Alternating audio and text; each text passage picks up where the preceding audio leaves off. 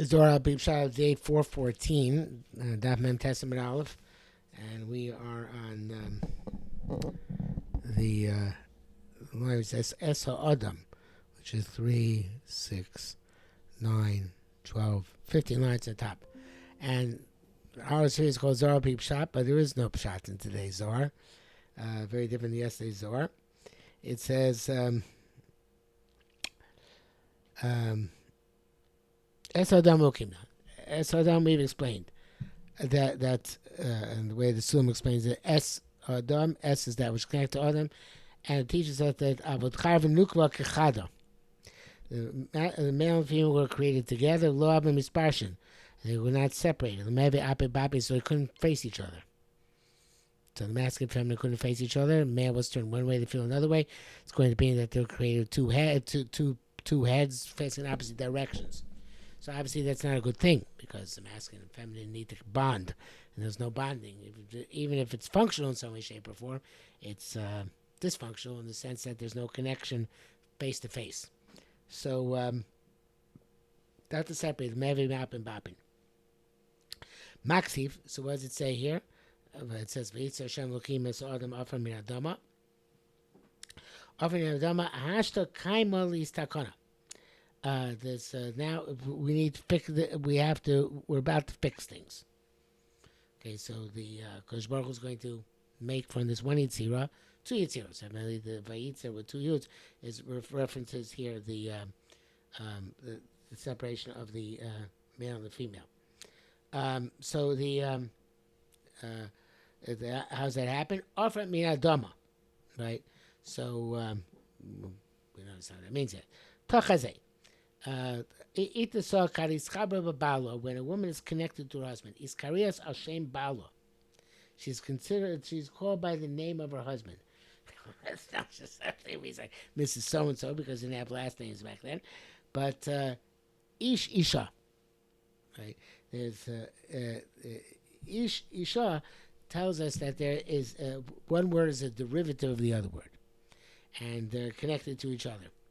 And it's similar to tzaddik, tzedek, right? Tzedek emerges from a tzaddik. It's an interesting idea that the tzaddik brings tzedek to the world, right? So there's the ish connects to the isha, the tzaddik connects to tzedek. You Ofer v'ihi Afar. And here, and the fascinating thing, I'm not sure exactly out of left field how to do with it, but he's an Ofer, which is like a young ram. And she's Afar, she's dirt. So we're saying that all these cases, there is an imprint of the masculine and feminine. Now, we're not saying about male and female, right? Important to understand, of course, as we always say by the Zohar, masculine and feminine, not male and female. Whatever male and female do, that's not the point here. The point is that from the Ish, the Yud is mashpia on the Hay, right, and the hay of the Isha. So the Yud, which is whole, it influences the hay, which is partial. The tzaddik, with his whole Yud, influences tzedek, and it could be that it means that he brings down to justice and righteousness a certain holiness, which otherwise it wouldn't have. Not sure exactly. It could be a certain type of idealism. But in any event, also he's Ofer and she's Afar, and the masculine has to be mashpia on the feminine and bring about that the Afar should be aroused by its exact antithesis, because the male I don't know if exactly this, but the male goat is a really lively creature, whereas the Afar is kind of lazy, so to speak, right? And iu tzvi. She's a tzviya. It's interesting here because here she also has yud, but it's the hay which is then needs to get the shefa from the yud and tzvi. So I don't know exactly how that works. Kedena mar tzvi l'charatzos, and it's like Eretz Yisrael was mashpia to all the other lands. So it's like the deer of all the lands. We say here that it's yud is mashpia to all the lands. So therefore, on all these the similar words. And I guess by Ofer also there's Ofer and Afar, the Vav Achibur connects. So there are letters which influence the other the The masculine has letters which influence the feminine, right? They're supposed to connote the influence on the feminine.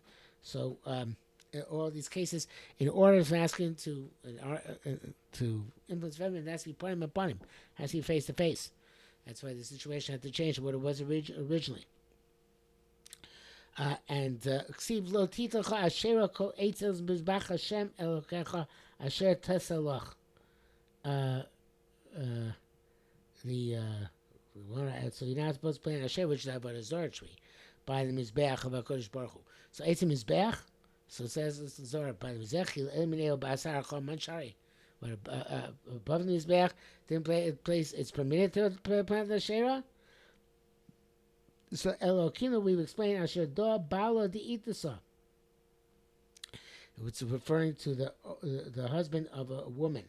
It's called Ashum Bala Ashera, and she's called by the name of her her husband Ashera.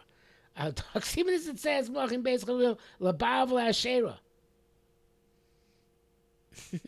Okay. So the Baal and Asherah, which is very weird because completely taking that out of context. It's about a Zohar theirs, but it's talking about it's husband and wife. Beginning kaksiv loti toch Asher kol eitz etzem mizbach Hashem elokecha.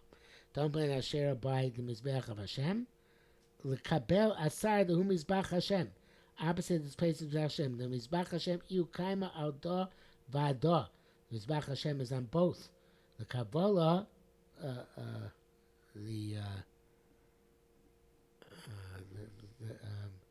so it says we have to receive, I guess, the command.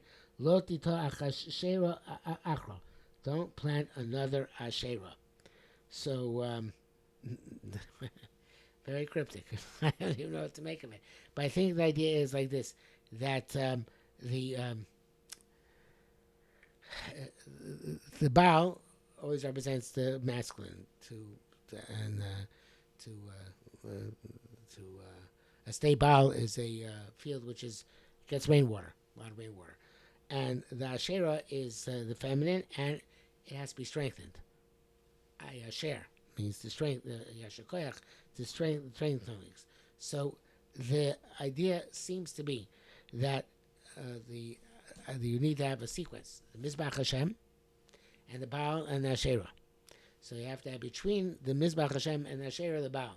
Now again, this is all how the Torah calls that, Pshat and anything. But the idea is that there's the source of the Shafa, which is the Mizbach Hashem, and that has to bring strength down to the world, which is the Asherah. And the way it's done is by the Baal, by bringing down the Shefa, the rain, by the masculine. So we have the source, is the Mizbach Hashem. Can't put Asherah there directly. Asherah can't relate directly to the Mizbach Hashem. You need the Baal and Asherah. You need to have the Baal in the middle, which is Mashpia. So we have here this Baal, which creates the Ayasher, the strength, and is necessary to have them in sequence. And there's always the masculine being mashpia from what's above it to the feminine below. And of course, reciprocal, because then the feminine has to influence the masculine, but that's not what we're talking about here. Okay, all these are, and Ofer, Afar, I want to go back to that, right? It's that, you need to have that vim and vigor in order to arouse the atzlus and get it out of it. Okay, so all these things are basically telling you source, masculine, feminine. I think that's the Zohar for today.